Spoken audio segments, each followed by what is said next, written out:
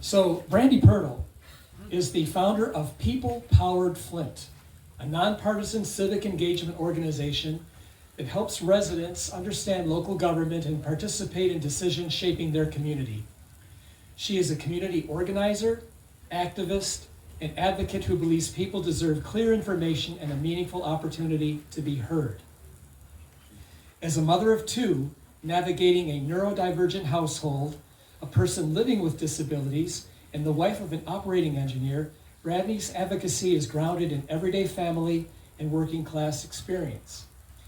Through People Powered Flint, she partners with local and statewide organizations on ballot initiatives, public education, and community action.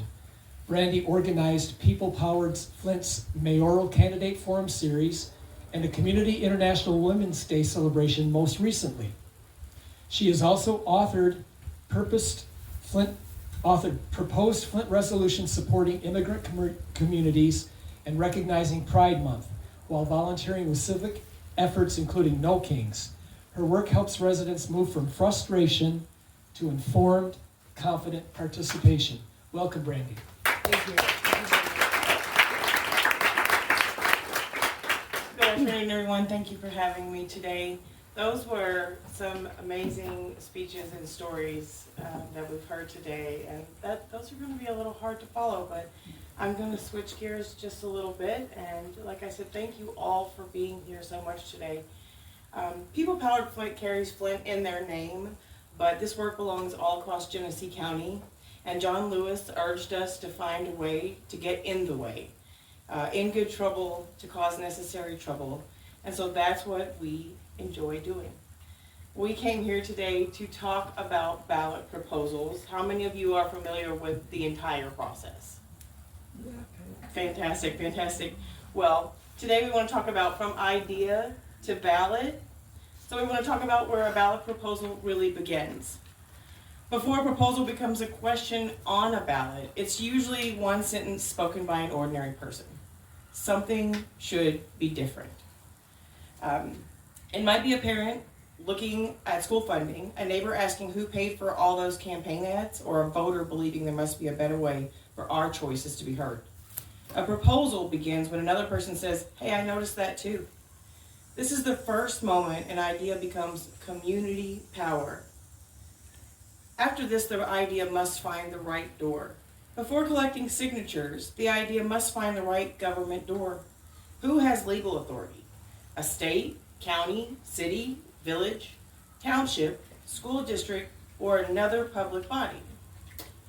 In Genesee County, you can cross one road and suddenly have a different clerk, millage, and 3 people explaining why you're no longer in Flint. Citizens may use signatures to propose a statewide law or constitutional amendment, and a referendum asks voters whether a law already passed should take effect. The legislature or local board may also vote to place a question before voters. So local routes can include a charter change, millage bond, ordinance, or asking an elected board to act. There is no single petition path for every local issue. The wrong door can definitely sink the right idea. So start with the clerk responsible for that government. Then get legal advice before anyone prints 10,000 sheets. It's then that we want the idea to become legal language. Next, we need to find the law that already controls the issue. Example, Michigan Constitution or Michigan compiled laws, a local charter, or another state law. Then that something should be different, where we started, becomes legal text. This text must say exactly what changes, who acts, who pays, and how it's enforced. This is where an inspiring slogan enters the Witness Protection Program and comes back as 6 pages of definitions. Sponsors of a statewide initiated law or constitutional amendment file a copy before circulating. They may ask the Board of State Canvassers to review the form and a summary of no more than 100 words. That short paragraph above the signature lines, it's a summary. It's not the whole proposal, and the full legal text is also a part of the petition following the summary. It's usually on the reverse side or on a fold-over extension. Filed statewide petitions are posted on the board's website. So if you have trouble locating that information, you can find that there. Board approval It doesn't mean that the state supports the proposal or even thinks it's wise. It's just the board checking the form. It's not leaving a 5-star review. How many of you have, show of hands, met a petition clipboard while carrying groceries, holding a child, or trying to remember where you parked? Exactly. That's the hard part. That's not when democracy gives us the best reading conditions, and democracy can sometimes wait until the ice cream is safely in the freezer. You don't have to sign these petitions on the spot. You can ask for the campaign's full name, look it up, read the proposal, and check the campaign's website or social media for its next public signing event. People Powered Flint prefers accessible signing tables where people can sit down, read, and ask questions because we are disability friendly. So some campaigns may go door to door or collect signatures at large events like sports or concerts. But this is one of the most guaranteed ways to get involved individually in your community and make an impact. You can check with trusted orgs such as ourselves, Michigan United, Michigan Faith in Action, or volunteers from groups like Indivisible Globe or Find. Not every org will carry all the petitions, so contact them first and learn who sponsors and definitely who funds those campaigns. You can also follow organizing groups such as 482 Forward, Mothering Justice, Voters Not Politicians, and Clean Water Action to learn more ways to participate. All I ask is that you take your time, know what you're signing, because signing a petition isn't voting yes, it just simply gives the proposal a chance to qualify for the ballot. So speaking of those signatures, election staff, they sort, scan, and count those numbered sheets. And the complete filing is actually called the universe. Apparently, space is not the final frontier. It's 100,000 signatures in a banker box. So I thought that was pretty fun, honestly. Software draws the sample, humans inspect the samples and compare them to Michigan voter files. The signature they have on file, it comes from your driver's license, state ID, or voter's registration.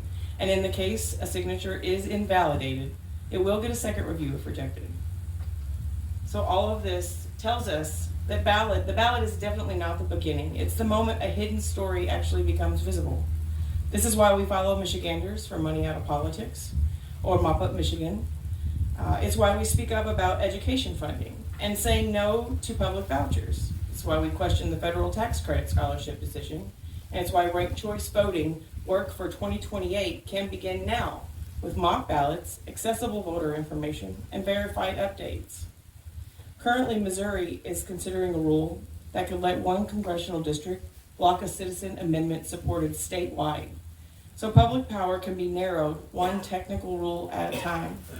Community power means we find where a decision lives, read the document, follow the money, and tell someone else.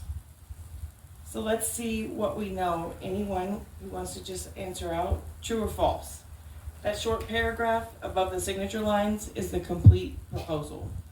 False. Thank you. False. It's a summary of no more than 100 words, and the full legal text must be on the document. For statewide petitions, you can find the filed version under ballot question petitions approved for circulation at michigan.gov/canvassers. You can look for what changes, who acts, who pays, and how the proposal is enforced. If they won't turn over the petition, do not turn over your signature. Next question. Can one mistake affect an entire petition sheet? Yes. Absolutely. The whole sheet can be rejected, mostly if the circulator makes mistakes or fraudulent information is found.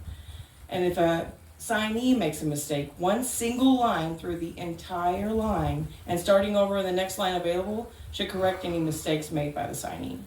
No scribbles are accepted. You must void the entire line. Can signatures be reused from an older campaign? Anyone? No. Absolutely not. Signatures are only valid for 180 days. So if a campaign was to roll over after 180 days, those initially collected signatures would need to be replaced. So you definitely would need to sign again. So if you get the chance, it's always kind of good to know how long this campaign has been running. But always read when you resign as well, because they may actually change the wording each time that campaign rolls over.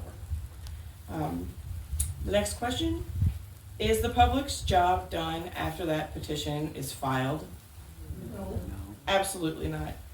The Bureau of Election staff recommends that Michiganders for Money Out of Politics petition be found sufficient. It's not officially certified yet. The Board of State Canvassers will decide on July 24th. So right now, you can email written comments to mdos/canvassers@michigan.gov, and I can give anyone this address if need be. You can also find this on People Powered Flint on social media. They want your comments no more than 48 hours before the meeting on July 22nd at 10 a.m. is going to be that deadline. So if you want to get a comment in, please do that then. You can attend or watch the Board of State Canvassers on July 24th at 10 a.m. It's the Bensfield Office Building, room 1100 at 201 Townsend Street in Lansing. It will be live on Michigan Senate TV as well. So now you know the questions to ask. What changes? Who wrote it? Who funded it? Who has the legal authority? What happens next? And where can I help? This is exactly how an idea becomes a petition. And this is how a petition becomes people power. Thank you all for having me today. If you don't have any questions, feel free to ask.